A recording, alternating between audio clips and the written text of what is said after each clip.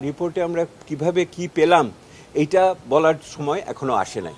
এটার জন্য একটু অপেক্ষা করতে হবে, কারণ একজন বললেই যে এটা সত্য হবে তারও তো কোনো কথা নাই। আমাদেরও তো ওগুলোকে মিলিয়ে টিলিয়ে দেখতে হবে। বিবিএস এর সাথে জাতীয় জিডিপি নিয়ে বিকালে মিটিং করব। তথ্য উপাত্তর এইখানেই শেষ হয় নাই, আমরা প্রাতিষ্ঠানিক পর্যায়ে করছি। বিকালবেলা আমরা মূলত দুটো তথ্য উপাত্ত নিয়ে আলোচনা করব। একটা হলো জাতীয় আয়ের প্রবৃদ্ধি হিসাব কিভাবে হয়েছিল, আর দ্বিতীয় হলো মূল্যস্ফীতির হিসাব কিভাবে হয়। স্যাম্পল হিসেবে গভীরে যেয়ে দেখার সিদ্ধান্ত করেছি মূল্যস্ফীতি এবং জাতীয় আয়। যে কেন্দ্রীয় ব্যাংক যে কমিশন বানিয়েছে তারা অনেক গভীরে যেয়ে সুনির্দিষ্টভাবে আরও দেখার সুযোগ পাবে।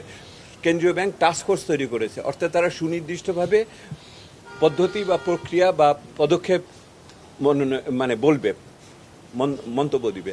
আমরা দেখছি এখানে কি ঘটনাটার মাত্রাটা কি, সমস্যাটার মাত্রাটা কি, তার চরিত্রটা কি। এইখানে গ্রাউন্ড জিরো বের করতেছি আমরা। গ্রাউন্ড জিরো থেকে ইমারত তৈরি করা যাবে, সেই ইমারতটা তৈরি হবে কিনা সেটা বোঝার জন্য আমরা দেখছি।